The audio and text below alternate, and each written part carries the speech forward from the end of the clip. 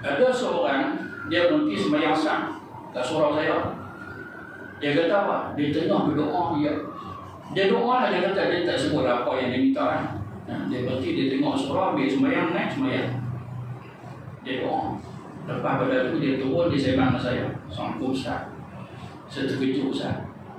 Tengok saya doa Ustaz, tiba-tiba Ustaz RM10 jatuh daripada sini. RM10 layang-layang macam tu. Biar letak dia. Layang-layang, berpada RM10.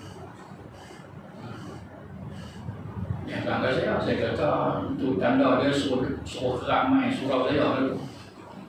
Dia tengok, sini macam ni. Bukan ada lubang.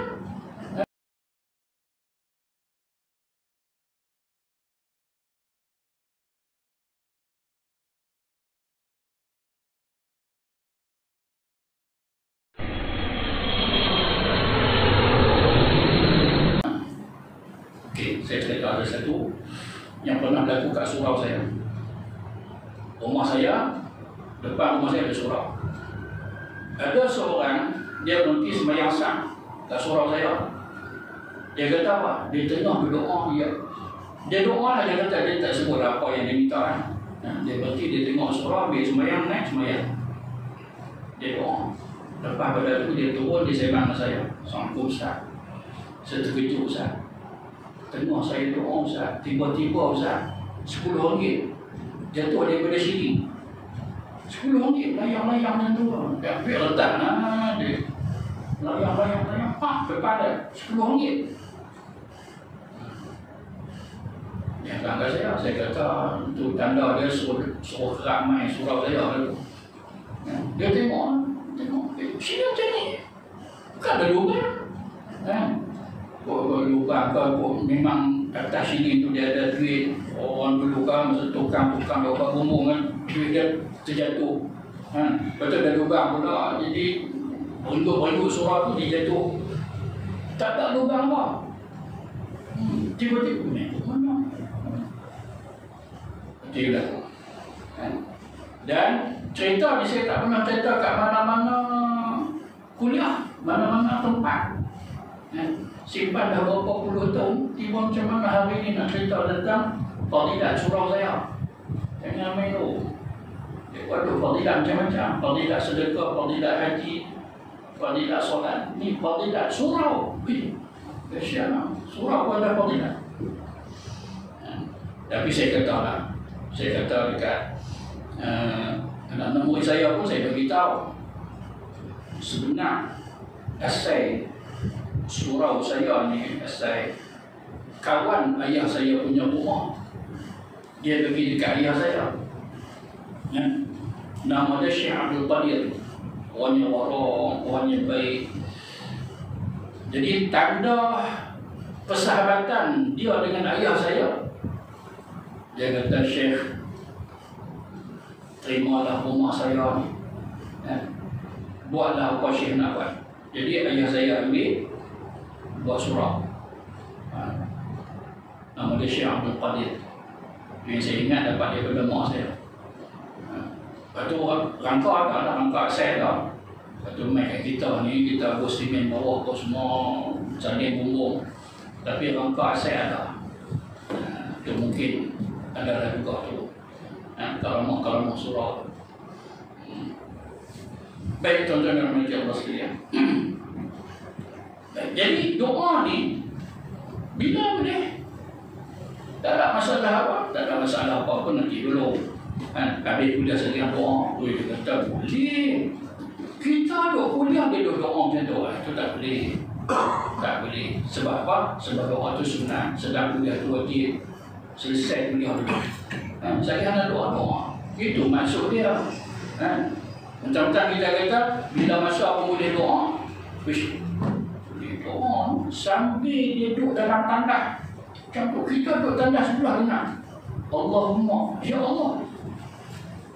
Tandas sebelah bunyi. Allahumma ufir lana. Sabar dulu. Keluar sehari yang doa lah kau buat. Terus sambil duduk menahan, Allahumma. Jangan baca tu. Lagi orang tolak pintu tu tadi, tentang kat dalam. jadi bahan-bahan kita lah. Malah tidak ada waktu-waktu yang terlarang yang begitu doa lah.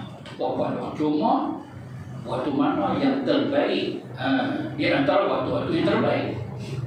Waktu terbaik ada yang paling terbaik, pegang yang itu kan. Baik tuan. Baik. Jadi kerana itulah apa yang kita sentuh tadi itu tentang satu riwayat daripada Sayyidina Anas dan hadis ini dalam Sahih Ibn Hibban, Allah Ta'ala tidak akan sia-siakan doa siapa-siapa yang doa. Dari riwayat lain, siapa yang kat tangan berdoa, Allah Ta'ala tak akan biar tangan dia keadaan kosong, mereka Allah Ta'ala akan bagi. Jadi Allah Ta'ala dia suka orang yang banyak minta kepada dia. Minta sebab Allah Ta'ala maha kaya. Lagi banyak minta, lagi Allah Ta'ala suka. Manusia dia tak boleh minta keras lagi, dia tak kena yang dah. Mula kawan mula okey tapi keras sana. Hari ini saja 5 kali hang minta. Ni aku kadang mana tongkoi pun tak tahu. Dia tak bagi duit kan, bagi tongkoi. Tapi Allah pasal maha kaya. Minta lah. Manusia ni kaya-kaya pun tak kira satu lagi pun. Kedekut. Kedekut tu habis. Tapi kalau tak kedekut pun sayang juga. Harta ni Allah tak sangat minta ni. Macam ada satu ustaz tu, saya pergi jumpa dia. Assalamualaikum. Ni singgah masjid tadi. Ada 2 orang Pakistan cari ustaz. Dia macam mana kau dah abang? Dan buat dia scan-scan apa semua, bawa beg semua. Kalau macam tu pernah dah ni Metro 4. Metro 4 pernah dah bantu dia. Seluruh Malaysia pusing bawa orang Pakistan ni. Sana sini sampai dia ambil cuti. Punya kesian dekat kawan Pakistan ni. Dia dulu pernah ngaji di sana. Dia tahu dah bahasa Urdu tu. Nak sembang dengan siapa, tak tahu apa semua. Lepas tu orang mati tu kata ada satu ustaz, dia pandai Urdu. Bawa sahabat tu tak apa. Bantu dia kata di sekolah di sana semua tak apa. Bawa pusing Kedah, Selangor, sana sini. Oh, dapat banyak ribu seronok Pakistan. Tak apa, dia tak ambil musuh, apa-apa saja dia nak tolong. Sanggup dia berhenti kerja dia, bukan berhenti, dia cuti kerja dia pasal nak tolong 2 orang main daripada Pakistan. Tahun ni main pula, dia cari dia. Lepas tu bila saya kata kat dia macam tu, dia kata kalau jumpa orang Pakistan tu kata saya keluar negeri. Abang kat dia saya keluar negeri, tak ada di sini. Dia kata macam tu. Kena kata pasal apa? Pasal sekali orang tolong sudah. Hari tu tolong pun teruk. Dengan tol, dengan minyak, semua duit dia cuti pula. Punya nak tolong mereka ni. Mai nak minta tolong sekali lagi pula, nak jadi macam terlepas, tak mau. Abang dia ni, abang cepat ni, suruh anak nak nyomok. Jangan main, ustaz suruh anak. Anak hantar kira power. Kalau kata kamu, saya, biasa anak. Yang tak biasa 2 buah. Ustaz kata 2 buah pun. Tapi kalau anak hantar ni, okey tu. Hantar pergi abang, anak nak nyomok. Biasalah tu manusia kan, contoh. Baik. Dan tatkala muzalim oleh ni muzalim cerita dia pula ni. Dan tatkala muzalim oleh Ahmad bin Talun, siapa dia ni Ahmad bin Talun ni? Tapi dia kata manusia lah, saya tak boleh tahu dia. Cakap ngarut je, memang dia manusia. Ahmad bin Talun. Siapa dia ni? Orang Tong Bila dah pasti dah tahun dulu tu zaman Bila cantik. Dia ni disebut sebagai Abu Abbas. Nama dia Ahmad bin Talun. Lahir pada 220 Hijrah. Oh, cerita lama. Ni Ahmad bin Talun ni. Ahmad bin Talun 220 Hijrah. Bila dia wafat 270 Hijrah. 70 tolak 50 tahun. Mudah tak 50 tahun? Kalau tanya budak-budak kata tua.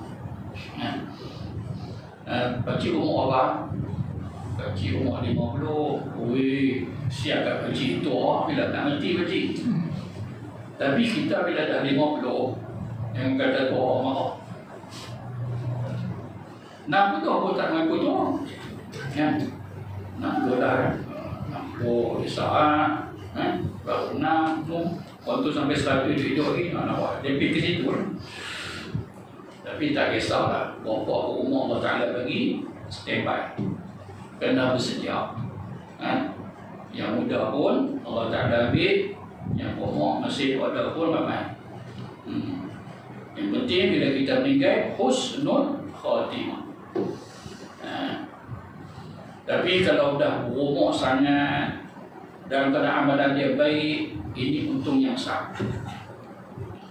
Apa Nabi kata? Man tala umruhu wa hasuna amaluhu. Orang yang umur lanjut tetapi amalan dia elok.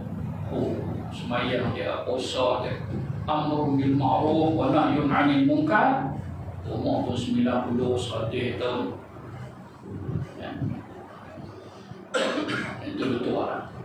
Tapi yang kita risau kalau berumur dengan amalan jahat. Tak apa juga. Akhir-akhir dia bertobat. Tapi kalau dia tidak bertobat dengan umur yang lanjut, penuh dengan maksiat, tak taubat pula, habislah.